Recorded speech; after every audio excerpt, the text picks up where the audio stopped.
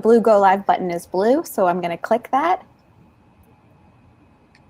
Click, and it's taking us, and we're live. Hello, everyone. Today is Thursday, August 19th, 2021, and we are joined with the wonderful Tim Miller. Hello, everyone. I'm really happy to be with you, though I'm missing the wonderful Kate Klonick. What is the deal with this? I mean, we have the same haircut right now. It's going to be a nice, like, kind of twinsy thing I was hoping for, and here I am with Scott Shapiro in his bed shirt.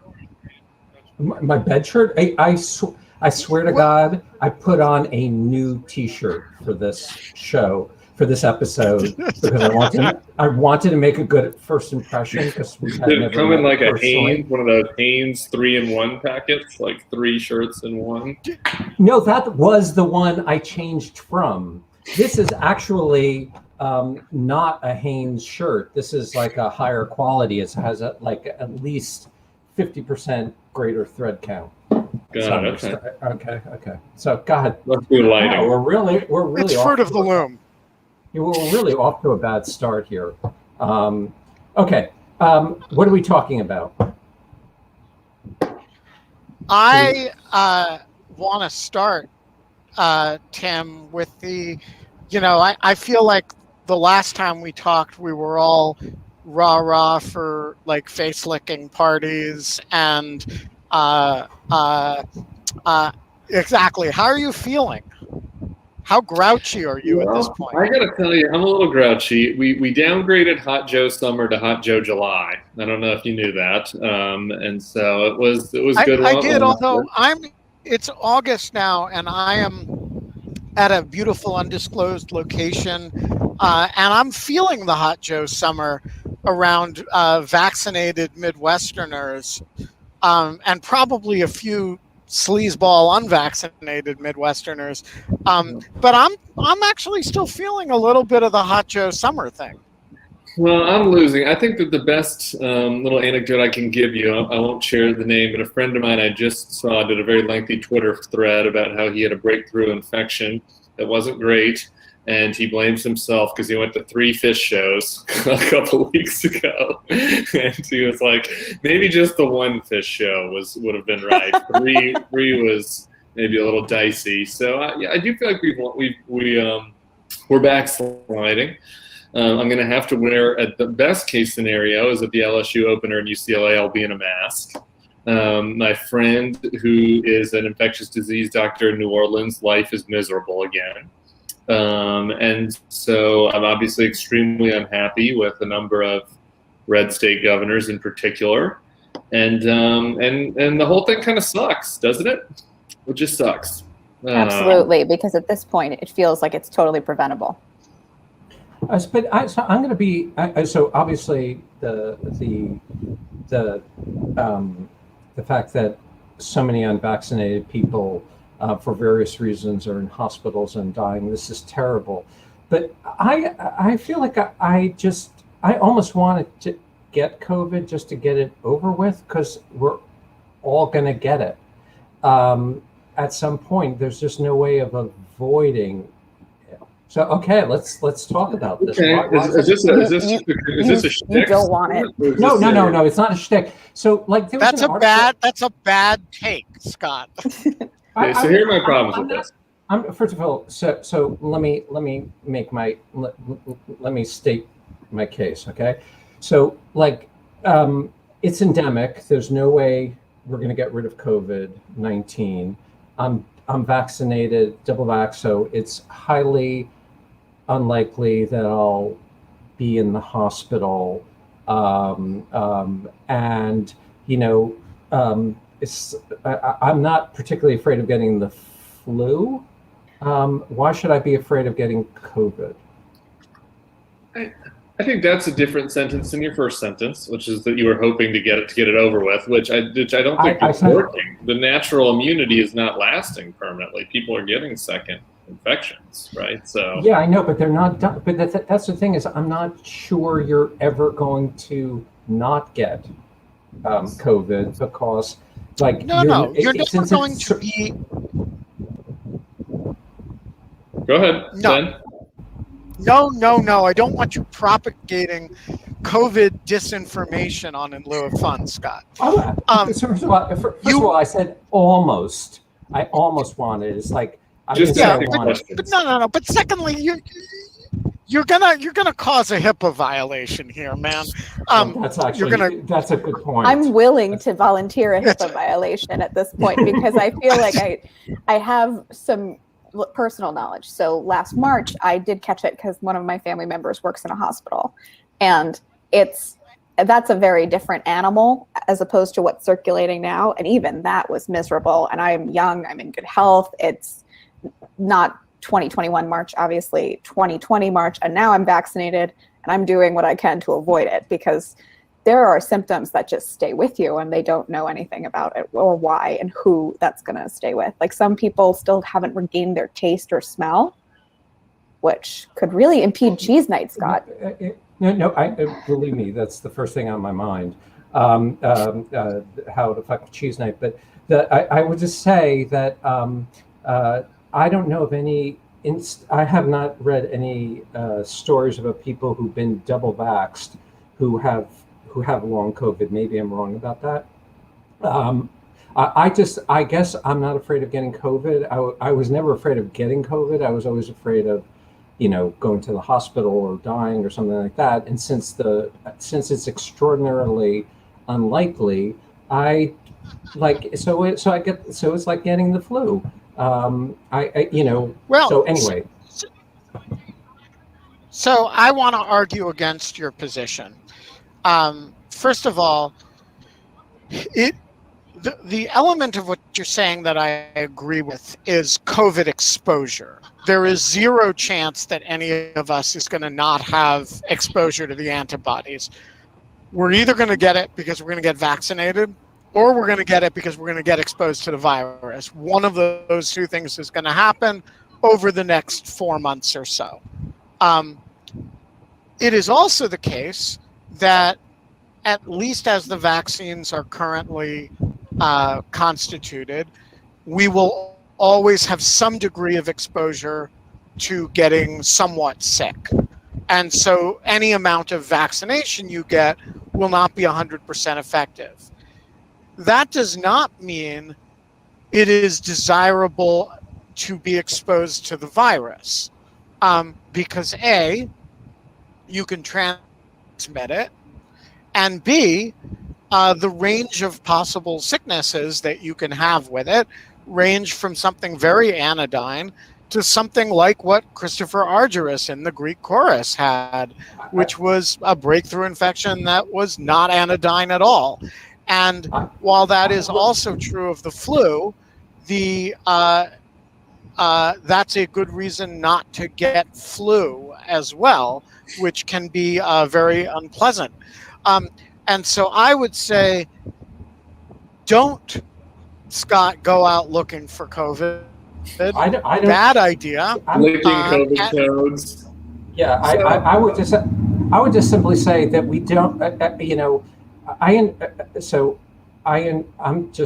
I'm expressing a view which obviously might be wrong. So I'm not like. So I'm just, airing a view that I am not committed to. But I'm not sure that we really apply the same standards to everything. Most people I know don't wear seatbelts when they're in taxis. There are lots of. Most people drive, which is a very dangerous thing to do. It's much safer to live in a city. And the question is whether we're too concerned about. So I know a lot of people in the chorus are saying we don't have data, we don't know. It's true, we don't know. The question is whether that is a standard that we apply to other risks that we have in our lives. So can I just ask? Oh, I'm sorry, Tim. No, please. Is this more just saying that your risk assessment has shifted since being double vaccinated? Yeah. Okay. Yeah. That's all to say. I mean, it has nothing. I'm like, I would never say this if not only me, but everyone I know has, or I interact with, has been double vaccinated as well. Yeah, I mean, look, so here's the part that I do agree with Scott on, is I think that there needs to be some risk assessment shift in like understanding of, okay, well, for the double vaccinated, there's I think that in a certain segment arguing for overcompensating. I mean, there was a New York Times poll that was going around yesterday that was like, even 14% of epidemiologists still don't get their own mail without taking precautions. And I was like, how do these people live? It was like a quarter of them wouldn't go to an outdoor park, with their friends for a small gathering. And I was, and it's like, I mean, you're never. It's a bit of. Look, I grew up in a community of epidemiologists. It's a self-selected sample. Yeah. I mean, this is a disease that you have that's different. This is like a mental health disease. If you're still like wiping down your mail a year and a half later. But I will say this: the part of your point that I disagree with, and I don't want to lump you in here with the worst actors, but I wrote today for the Bulwark, if you guys missed it, about the herd immunity crowd. And like that part of the natural herd immunity crowd, not the vaccine herd immunity, but the natural herd immunity crowd have been the wrongest people of the entire pandemic. And when you say something that like makes me think, that kind of sounds like what those guys were saying, like we just need to absolutely reject this notion. And there were just so many of these assholes that were saying we should do what Sweden was doing last year, and and they're still saying it in the context of people who are unvaccinated but who had contracted the virus. So like, you don't need to get vaccinated now. We're getting to herd once you've got it, you're contributing to our herd immunity. And it's like we're coming up on 650,000 deaths here, and like these like sociopaths are still calling for herd immunity. And so like that is obviously a completely mistaken thing, and everyone can enjoy. I'm not saying Scott did this. Everyone can enjoy the worst hits. I was doing tomahawk dunks on all of the Federalist losers who were pushing this, chickenpox party plan. But I will say, yeah. I mean, I just want to just identify. I just want to just say herd immunity crowd is the modern social Darwinism. Scott, you wanted to clarify that you were not like Ben Domenech, I think. Yeah, I was just going to say that I identify. I agree with what you said about that I feel like things go too far, and I'm not a herd immunity person at all. I was just talking about my own psyche in terms of I wasn't making that crazy claim. Yeah, no, I get you. I mean, look, and I'm very much like I'm frustrated with it. I mean, I think that Nate Silver did a good job with this. Like, there are the groups, breaking down how people are dealing with this right now, and it's like what is the social Darwinist group has been laid out that's just like, let's see who survives the plague. And then I think that there's a group of like insane hypochondriacs, and then I think like the two groups that I think are most of the people that I interact with are essentially I'm still maintaining some pretty serious precautions despite being vaxxed, and people who are like, I am double vaxxed and I'm over the pandemic, and so I'm not gonna like I won't be rude, I won't be an asshole, but I'm not gonna like go out of my way to do that. And I think that both of those are reasonable categories given where we're at. Neither of them. And really where do you put yourself in that? It depends on the day. I'm a 2 and a 3 sometimes, depending on how recently I talked to my doctor friends. To be honest, I'm very much over it. Like, I think my natural inclination is to be a 3, that says I'm over this pandemic. I've been double vaccinated. I'm going to live my life, with reasonable precautions like wearing a mask, on an airplane or whatever. That said, I've got a 3-year-old. And so, I don't really fear for her life or whatever. Obviously, there's been very few 3-year-olds that have, had extremely serious, COVID issues. As to Scott's point earlier, more have died in a lot of other ways. I occasionally veer back into like, okay, it's getting pretty bad right now. We need to be a little more careful. How about you, Genevieve? Well, my situation's a little unique, so I'm being a little bit more cautious. I wear a mask. I figure I'm double vaccinated, but it can't hurt to wear a mask, so I'm doing so. I read a lot about like just the infection rates and things like that, and it seems to be, it's not good, but it also isn't. Being in New York City, it's since there's such a highly vaccinated population, it's not the same as being in like Louisiana or a state that has like a very low vaccination rate. So, I mean, I do want to carry on with my life, but I'll just take extra precautions. Yeah, I would also say that like we're also in slightly different situations. That like if you have young kids, that's also a different thing. If you live with unvaccinated adult persons, one would, I think, have a very different attitude towards it. And I just want to just clarify that I was just talking about myself and my own fears, and that there's a way in which, like, so I went to Barnes and Nobles a couple days ago, and I felt uncomfortable being in Barnes and Nobles, despite the fact that like I was like one of 3 people on one of the floors, and I just thought to myself, It's because like, it's a lousy bookstore, though. No, well, actually, I mean, you know, now in order to sit at the cafe, they don't let you sit on the floor anymore. And to sit at the cafe, you have to show your vaccine card, at least in New York City. And now, you know, to go to the gym, you have to show your vaccine card to go to restaurants in New York City by September 7th. You have to show your vaccine card or an Excelsior pass. Yeah. So things are actually really clamping down. And I have to say that makes me, and this is like the reverse of what I was saying, it makes me feel comfortable knowing that only vaccinated people are in the space that I'm in. But I also just feel like I just kind of almost want the monkey off my back. Like, I got it. Okay, I'm over. I don't have to worry about it anymore. So that's what I was referring to.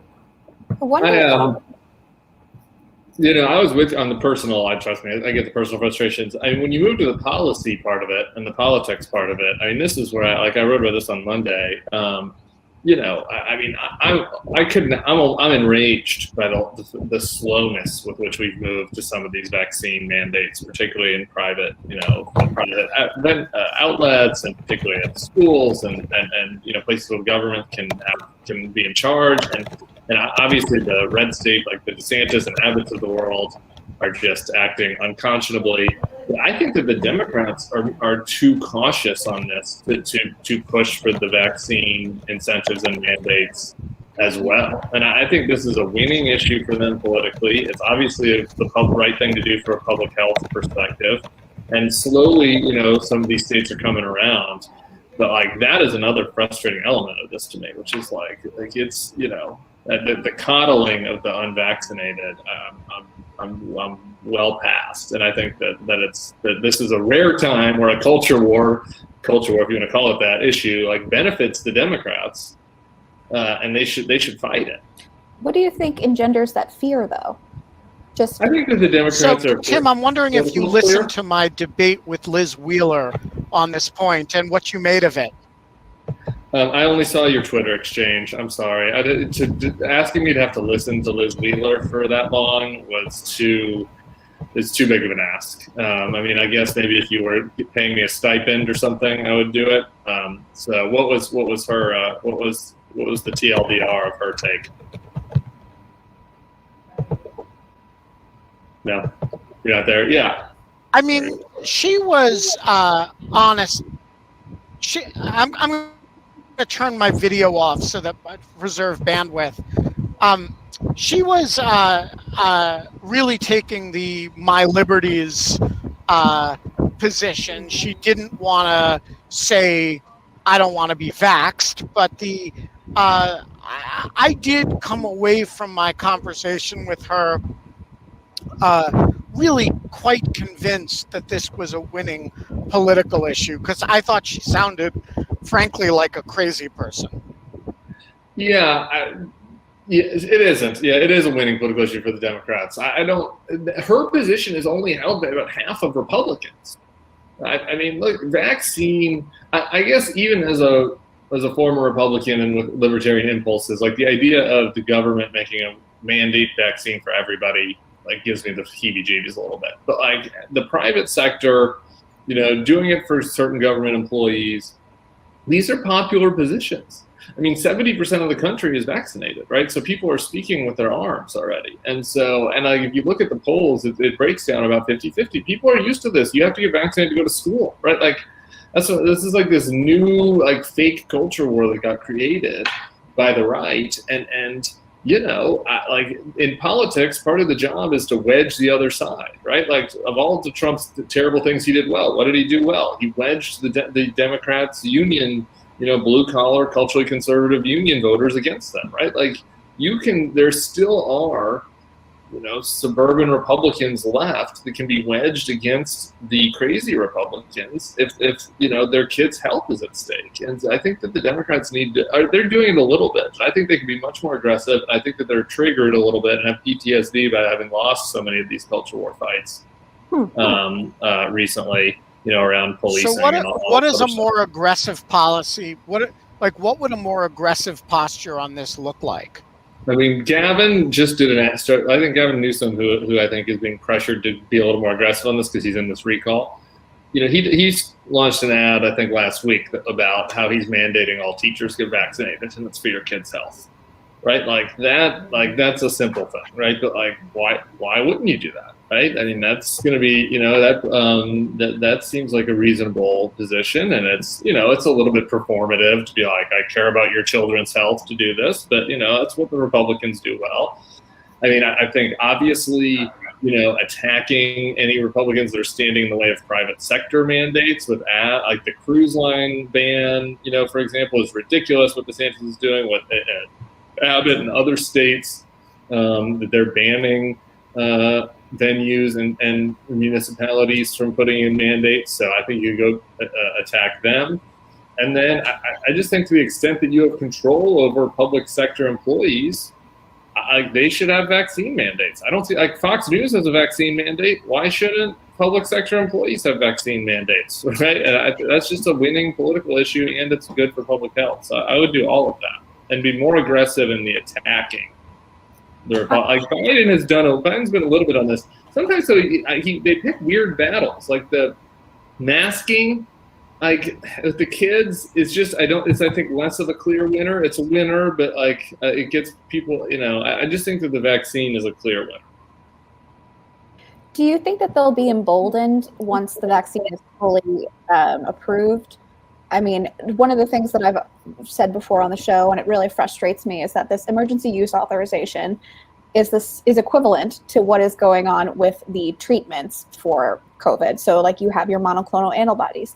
Those are also emergency use authorizations, but you don't see the level of anger or aggression directed at those that you do for the preventative care that the vaccine provides. Yeah. Well, that's because it has nothing to do with the actual medicine of it. But yeah, I think that I don't like this is outside of my expertise, but I've listened to a number of public health experts who are just gobsmacked by the FDA. Like I don't understand what that is. So maybe it will help Democratic politicians feel more emboldened once the FDA does the right thing. But it's like TikTok. Can I just pivot a bit to the question of Afghanistan, and is there a wedge there, in the sense that it feels like the Republicans can't decide whether they want to argue that Biden didn't get enough Republican refugees out versus sending all these refugees to the United States, and therefore and all the imagined problems that would create. Is there, first of all, do you think that this is going to hurt Biden in the long run, or is it like when it comes to foreign policy, this is not a bread and butter thing that voters particularly will vote on? But number two, whether Democrats can turn and say, these are people who we relied on, that worked with us, we have an obligation to rescue them or to give them safe haven. Unfortunately, I don't think refugees are a winning issue for Democrats at all. I wish it was. It's an issue I'm passionate about. My first answer on the politics of this is for rest in peace, Donald Rumsfeld. Our big known unknown on this is like what happens the next 3 weeks, right? Like if they're American deaths. Like Biden is in a very, very rocky situation right now, and I hear from a lot of Democrats and Biden sympathizers who like kind of have been wagging their finger at me for and others at the Bulwark for raising the red flag about this, and they're like, things seem to be going well now. It's like this is an extremely dicey situation that they're in right now, and so hostages. Like, who the hell knows, right? Like, there are just a lot of contingencies. So, when you ask, what's the political can the Democrats use this? Like, if they get the hell out of there without having the Iran hostage crisis leading the news for 2 months, I think that the wedge is probably different though than what you're saying. I think it's with getting back into working class communities, even there was some bleed among Black and Hispanic communities for Biden this last time. Obviously, working class whites are trending the wrong way. The war was not popular in those communities. Obviously, they were disproportionately serving, right? And so, being the one who got out and kind of being able to bang the drum and bang his chest on that, I think could potentially help in those groups. Like Trump won a lot of those folks over with a lot of talk around that, but he didn't actually do anything, except cut the terrible deal with the Taliban. So I think maybe, but I don't know. Honestly, I think the bad news on this one for Biden is the best case scenario is that he survives it and they get out of here without any really more horrible images. And the worst case scenario is that they get really derailed by this. Can I just say that Winston Churchill or the British managed to make Dunkirk into, sort of snatching a victory from the jaws of defeat. But nobody plays for Dunkirk, right? Losing but getting your people out is not the play that you, is not what you play for. And I think the best case scenario here for Biden is that he gets a kind of Dunkirk situation. It's not, it's our people and the Afghans. We get a lot of them out, and we live to fight about refugee issues, but we don't have large-scale killings of people who worked with us. And then he gets to argue, I'm the one who got us out, and who got us out in a fashion that was responsible and protected our people. But we're a long way from that. And right now, what we're trying to prevent is the wholesale killing or oppression of people we worked with and us allowing it to happen. And I think it's a little too early to claim victory. At most, right now, we should be thinking about grim determination. Yeah, victory. I mean, catastrophe is still a possibility. I'm deeply concerned, and I don't. Somebody in the chorus was like, "This, I don't think this matters at all in fall of 22," and that's probably right? That's probably right.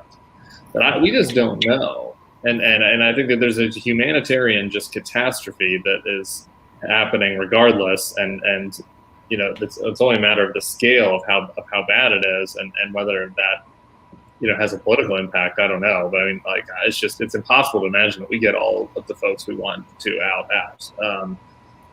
And so, that it's been really kind of disappointing. Frankly, I just don't know why there was not a plan B in place. If it was like plan A was you have to leave by August 31st, but we can't. But what happens if the city falls 2 weeks before that? They showed this kid, Closer Reward was interviewing this kid who was 18 the other day on CNN, and he had his green card. He had a flight for today, a domestic flight to get here. and like now he can't get to the airport. He can't, like that's pretty fucking bad. And like we're not going to be able to get all these people to sit in. So I don't know. I think that there's catastrophe waiting to happen. The politics can wait. I will just one other thing on the politics though. To your question about whether the Democrats came to get wedged, I think the people that are going to get wedged on this, sadly, are once again the remaining normal Republicans, right? Because I think that there's some Republicans who are way out over their skis of what their base wants. Talking about because they think it's owning Biden to talk about bringing the Afghans back, or maybe they truly believe it in their heart of hearts. I hope that they do, but that's not what the Republican base is going to want at all. And I think that wedge you're talking about among the politicians just reflects that some of the politicians are out of step with what their voters want. Should we be concerned about, and perhaps this is too far ahead in time, but I mean, there does seem to be, and this was kind of stated beautifully the other day on the show, a charm offensive by the Taliban, speaking about like what they will do and like within the limits of their religion, allowing women to have rights and things like that. And the Security Council today said that would be the only type of government that they'd work with, and that the human rights violations they're seeing are causing a lot of red flags. But what I kind of worry about are, should we be concerned about our strategic competitors, as President Biden put it, building relationships with that government no matter what? Yeah, I am not impressed by the charm offensive of the Taliban. It's not very charming. I don't. It's like kind of crazy. I mean, it's really alarming. Like how many people have kind of bought into this, like Taliban 2.0 sort of thing. Like it is 1.0. It is the year 450 AD Taliban, and they're there. And so I have no even iota of hope.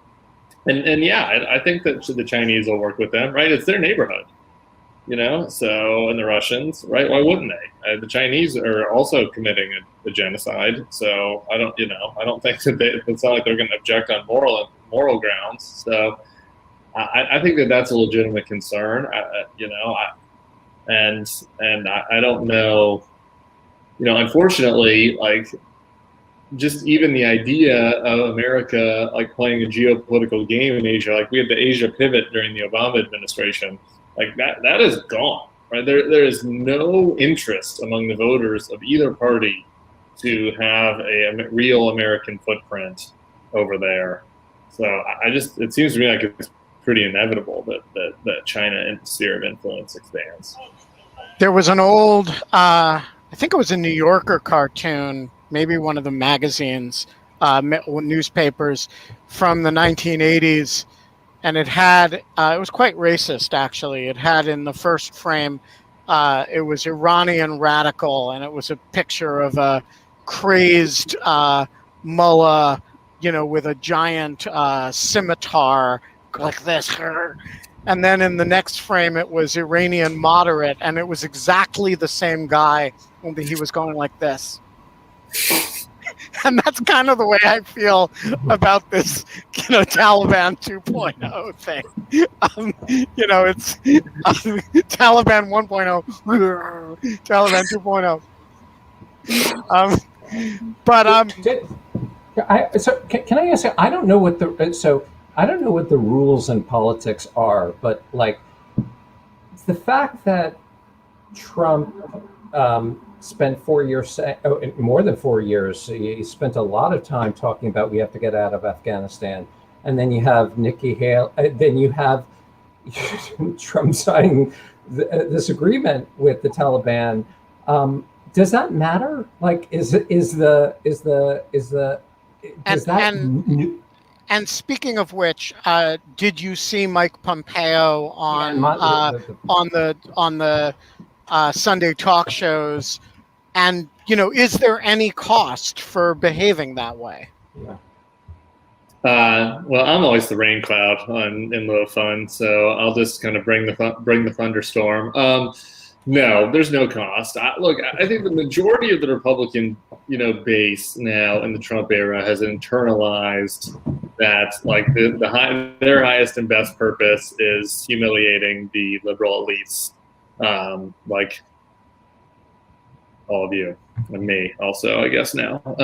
Like that is their highest and best purpose. It does not matter. Whether a lot of them were pretending to be isolationists in the first place, and they were just hawks, right? Who were faking it because that's what Trump said, and like now their mask can come back off, and they can be like, "Look at how weak Joe Biden is. He couldn't even defend Taiwan," And it's like what Pompeo and Nikki Haley and all these folks are saying. It's like, Trump was going to defend Taiwan. Trump was going to send our troops in. I find that very hard to believe that the MAGA crowd was calling for U.S. blood and treasure, to protect the democratic interests of Taiwan. I think that ship has sailed. But these guys, they can do this now because there is no check on them, right? Like there was a period of time where they would be humiliated by Tim Russert, and like that would have a negative impact on their standing, right? But now they can live in this hermetically cloistered media environment where people don't even see that shit, right, that they're trying to get to, right? And so they don't care whether or not they're so I think that the only sort of punishment, if you will, that you can take some pleasure in when it comes to Nikki Haley and Mike Pompeo is they're full of it, and the MAGAs smell it. So they're not going to suffer any punishment as far as their standing is concerned. They'll keep getting invited on the Sunday shows, and they're not going to, whatever. They'll be able to give speeches and all that sort of stuff. But they're not, going anywhere in Iowa. I'll tell you that much. Well, if Mike Pompeo wants to come on in lieu of fun and discuss his mother's fudge recipe with me, anytime, man. No, but the thought, Tim, was not that you would convince the MAGA people, of course. The question is, the persuadables in the middle, even if they've been shrinking, the thought that the Democrats are weak, the Democrats can't protect us. The fact that you had just like 4 years of the other side saying exactly the same thing. Does that not have an effect? I ask this because this is not my area. Yeah, I just don't think so when it comes to foreign policy. I mean, like they might have, again, I think that the images right now are bad for Biden. Can they make some progress and hurt Biden just on the topic of he's incompetent, he's weak, right? Like he's too old for the job, like he's not up for this. I think potentially that could be landing with some folks, especially if this thing drags on and just the perception is humiliating for America. It doesn't look good. So just that general line of attack, I think, despite the fact that Donald Trump was there, people have short memories, and I think that they could gain a little bit of purchase with that, and I think that you'll see Biden's numbers come down a little bit. Look, there's a lot of low info people who just kind of respond to the news environment right now. Things are good. They say I like it. Biden's numbers should come down over this. I mean, let's look at it in the best case scenario for Biden. Assume he's completely right about the withdrawal, which I do not believe, by the way, but assume he is. It was handled in a way that left tens of thousands of people who he believes we should protect scrambling to get out of the country while the Taliban threatened to kill them. That is not good leadership. It's not competent management of his own party. And a reasonable person sympathetic to his policy would quite reasonably look at it and say, I expected more from him. I have no quarrel with a Republican who says that. I merely have a quarrel with the standing of certain Republican leaders to raise the issue, having advanced precisely the same policy themselves on an even shorter timetable. I agree with that. And just to make a more precise answer to Scott's question, I do think it will impact Biden's numbers. I think that there's a certain demo that Biden did win over former Republican voters. He did win over independent voters who are not going to be happy with this and who hear the messages coming from the right and from some on the left criticizing him rightly. So I think his numbers will go down. I do think, to your point of like, do they not suffer anything? I think that some people aren't listening, right? Like there's this on both sides, right? There's this band of persuadables. It is very real and exists. And there was like some talk in 2020 that these people don't exist and we're just all about turnout now. We shouldn't persuade people. And that was wrong. Biden won solely because of people who are persuadable. So those people can be persuaded back. But there is a band of people who I think fairly look at Nikki Haley and Mike Pompeo and anyone that was complicit in Trump's, just disastrous, presidency and say, I don't give a shit what you're saying. Honestly, I'm not listening to you anymore. In a way that was not necessarily the case in politics 20 years ago. I think there was a wider band of people who were persuadable, and part of that is because of their own doing, right? Part of that is. Like I'm one of those people, right? Like I don't know. Like had Nikki Haley not been complicit with Donald Trump for 5 years, had she just stayed as governor of South Carolina and minded her own business and remember when she was I'd be like, yes, I agree with you.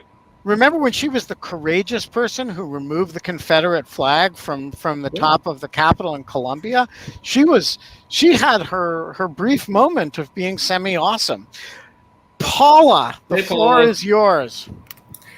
Okay, so my question is, if troops are still in Afghanistan by August 31st, does the Taliban stop negotiations? And if so, I can't imagine thinking if we have American citizens on the ground and Afghan allies that the worst is yet to come. I think you kind of hinted at that earlier. And my second question is what are your thoughts on specifically Biden on the moral perspective and the policy response?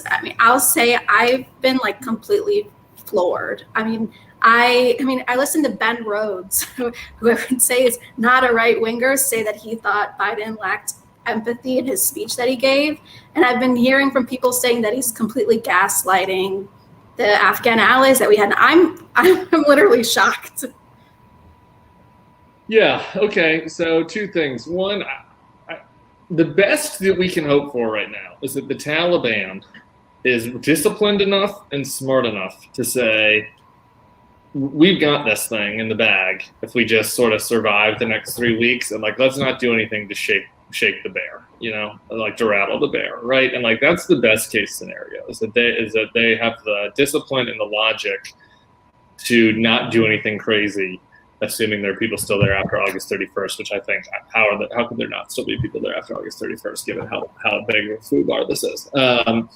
Could the Taliban decide not to? Could it not be the freaking Taliban's decision? It's still a ragtag group of, people and different, from different parts of the country and militias.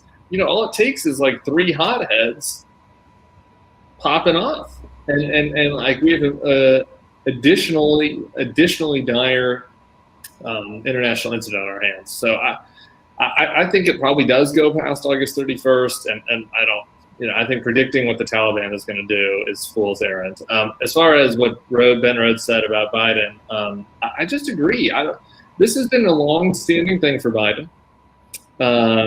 So I don't know Joe Biden. I don't know if it's politics. I don't know if it's stubbornness. I think he feels like he was right about pulling out of Afghanistan in 2009, and Obama and the generals didn't listen to him, and that he was not going to get pushed around by the generals again. And he probably was right in 2009, right? I don't know. In retrospect, there's a good argument to be made that he was right and that we should have just cut loose then. But I don't know if it's that. I don't know if it's his son Bo. I don't know if it's just being a stubborn old man. But it's a weakness, and for a guy that is able to show empathy in a lot of settings, and that is one of his strengths, it's been kind of alarming. Just how what is even the word? Unemotional, just neutral, unemotional, uncaring about the plight of what's happening out there. He's been in his statements and stuff. Yeah, I agree with that completely. The only thing I will say in Biden's defense on this is that he's been very consistent, actually. And in Trump's defense, actually, Trump has been very consistent in exactly the same direction on this. They are both people who have watched this for 20 years and said, I've had enough, I don't care about the consequences. And that's their position. Their vocabulary for it is very different from one another, but the instinct is very similar. I disagree with the instinct. I disagree with the moral presentation of it in both of their cases. But I do think, I mean, it's always a dangerous thing to credit Trump with sincerity or about anything. But I do think in Biden's case, it comes from a very sincere place of we've done enough here, let's get out. And so that's on the Biden side. On the Taliban side, I know it's fashionable to call them crazy people and all that. I tend to think of terrorist groups and in very coldly calculating political terms. This is a group that has played the last 20 years extremely brutally and extremely well, actually. They've played a bad hand very, very well. And over the last year since the Trump deal, they have allowed the U.S. a fair bit of latitude. They have not been attacking U.S. troops. They know that they cannot meet even small numbers of U.S. troops head-to-head in direct combat in a fashion that is not terrible for them. So they don't do it. They attack U.S. troops when they do, and they haven't over the last year and a bit, only in ambush situations. There is no way they are going to attack thousands of U.S. troops at this, at a fortified facility like this airport. When the U.S. comes in, the first thing they do is fortify a facility like that. Well, Ben, what about just like a couple Americans walking down the street in the wrong place in the wrong time? A couple American soldiers will not just be walking down the street. No, but you might have an ambush situation every now and, but there will not be a significant attack on. I don't think. I agree with that. I think the Taliban is. But there are a lot of Americans there that aren't soldiers. A lot of there's 10,000 Americans, 15,000 Americans in Kabul. Any one of them can be attacked anytime. I'm saying that the Taliban has shown itself very capable of giving U.S. forces a lot of latitude to get out, and they haven't attacked us on the way out. I expect that to continue as long as they see progress toward departure. They didn't balk when the May deadline disappeared, right? And I don't think they're going to go crazy over this because as the saying in Pashto goes, the Americans have the cool watches, but we have the time. And that is the way the Taliban thinks about this. And they're right to think about it this way because Joe Biden's told them to. And so I think they are going to let a lot of people leave. They don't need them there. They don't want them there. You don't need modern bureaucrats to run a medieval state. And I think we're going to get a lot of cool people like we did after the fall of Saigon. We'll get an incredible refugee community and we're going to get a lot of great restaurants.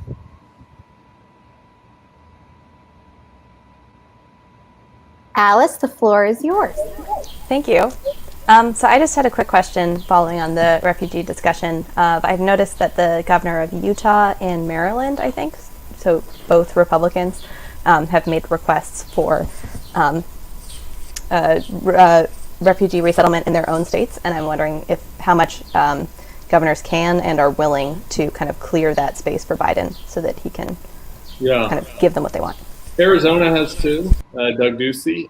Just as a quick aside, the governor of Utah, Spencer Cox, is maybe the best Republican left in America, and but maybe by a wide margin, actually, too. He's a really decent man. And Larry Hogan has been stand-up as well. Larry Hogan's been good. He's on the way out. I mean, Spencer just got elected, so a little bit different. Hogan's term limited, and so is Ducey's term limited. So, again, good for them. They've both been generally good, but a little less on the line politically. Look, I think that, to me, I'm just going to be honest on this. Again, as somebody that's been a pretty big, supporter of a lot of what Biden's done, he seems to be less interested in refugees than some of these Republican governors. I think that he has in his head that it's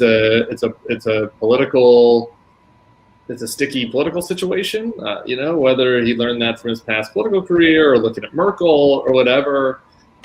He seems to be, just based on reporting, personally hesitant, which I think is the wrong policy. And I just don't know that that's true. I don't know that there is. I think that as far as an influx that is politically potentially threatening, I think he should be much more concerned about the border than the Afghan situation. And I hope that I'm wrong, and that they take care of as many people as possible. I just want to say that I guess it's about 15 years ago now. I'm going to keep names out of this. A friend of my wife's and his family had to leave Syria under very dire circumstances, came to the United States as asylees and stayed at our house for a number of weeks while they were getting settled. And I found it one of the most rewarding.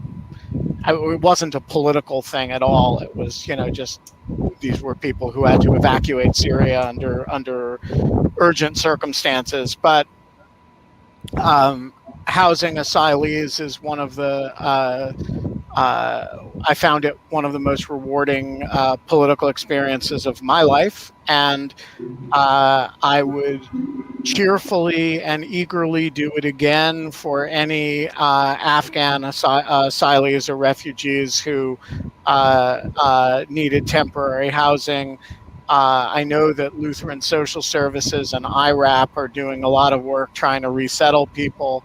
But, and I encourage people to, help out financially with those things. But, people are going to need places to stay, and they're going to need communities where they're actually wanted rather than treated as interlopers. A lot of Vietnam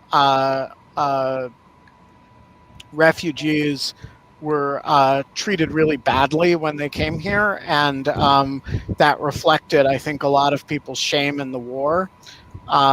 It also reflected some other things like,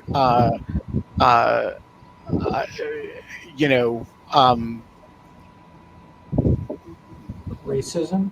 Well, it was certainly that, but I think the circumstances of a lot of boat people were themselves embarrassing, and so I would hope we would do better in this situation, and I encourage people to get involved in refugee resettlement. There's going to be a lot of work to do. Thank you for those words, Ben. So we're going to be switching gears a little bit with our next question. David, the floor is yours.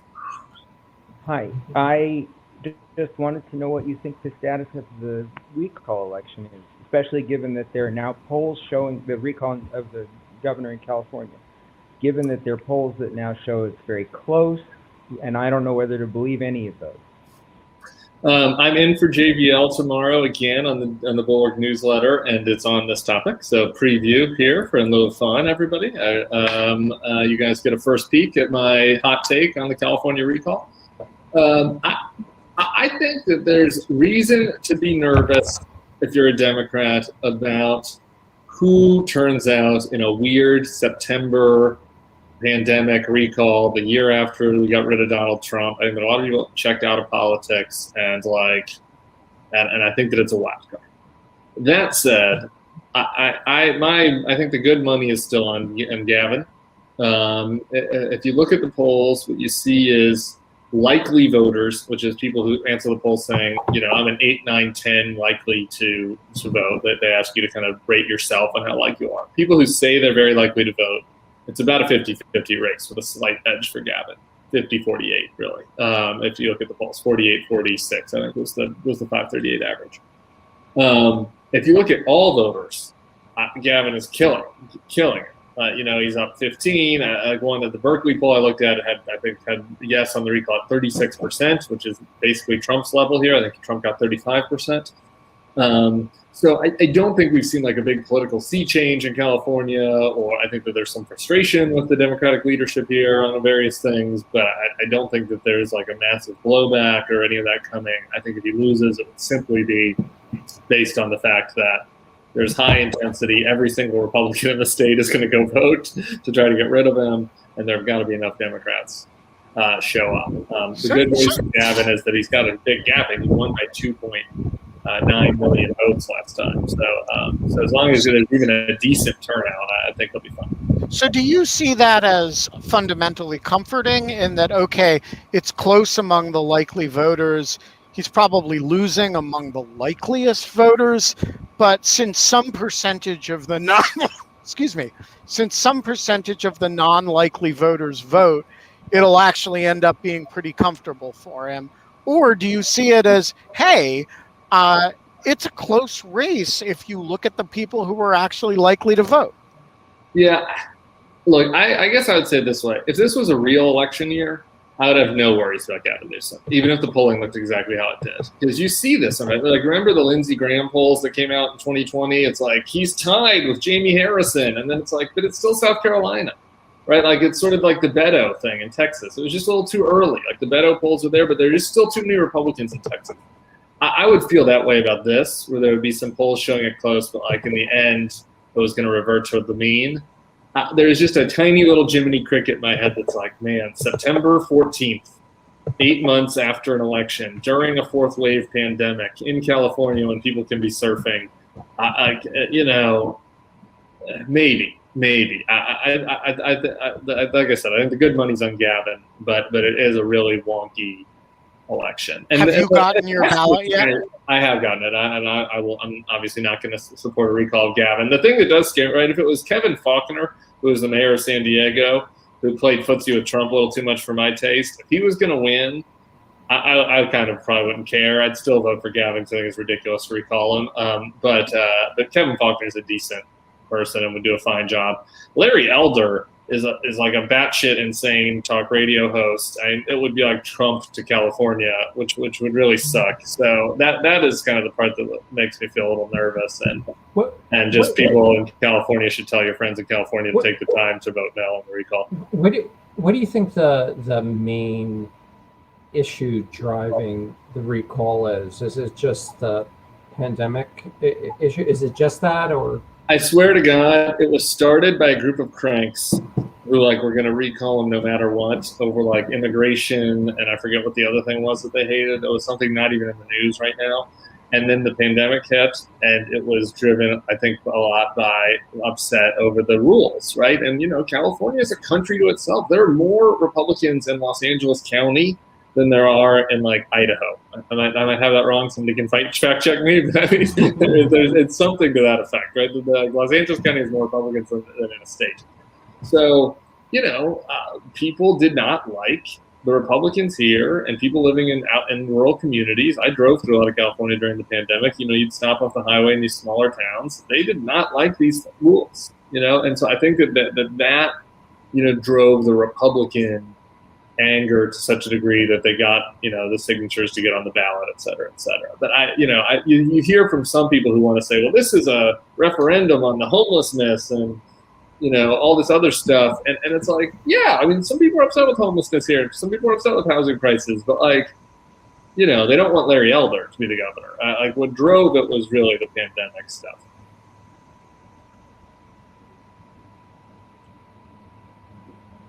Do we have anybody else to bring in? No, I think we need to wrap. We are Yeah. going to leave it there. Tim Miller, you're a great American. You are And American. even with shorter hair, and especially with shorter hair. You know, Hot Joe Summer, Hot Joe August has been deferred. It's now going to be Hot Joe November, which is cooling Joe. But we're still excited about it. We're gonna kick the virus's ass, get everybody vaccinated, and then Ron DeSantis, we are coming for you. We will be back tomorrow. Scott, who's our guest tomorrow? I think it's Stephen Wertheim. If it's not Steve, if he can't make it, it'll be Cheese Night. All right, so we're going to have Stephen Wertheim, we think, who's going to make the alternative argument to Mark Polymeropoulos, who was upset at Joe for getting out of Afghanistan. And Stephen Wertheim is going to reassure us that it is all peachy keen, and this is just ending endless war. That'll be 22 hours and 54 minutes from now. And until then, Scott? We can't have fun anymore, but we can have cool Joe November. Thank Right, you guys. everybody. Everyone have a great night. Thank you very much.